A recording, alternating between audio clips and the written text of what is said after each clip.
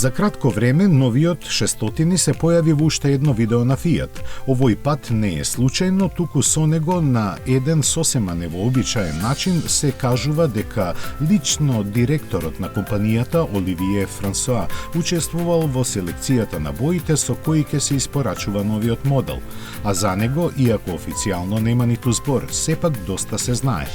Технолошки е врзан со останатите кросовери од B-сегментот на Stellantis, а премиерата му се очекува наскоро.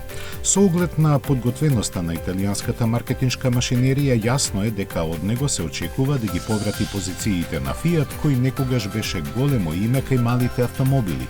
Славата ја започна токму со 600, односно нашиот Фиќо, за преку 127 да продолжи до Уно, кој влезе во историјата како автомобил кој се произведуваше 31 година и стигна до 9,5 милиони купувачи.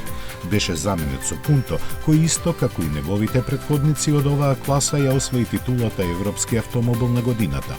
По подемите и падовите на Fiat ја дефинираа неговата судбина, која пред 5 години го прати во пензија без наследник. Затоа и појавувањето на новиот 600 има огромно значење за италијанската марка.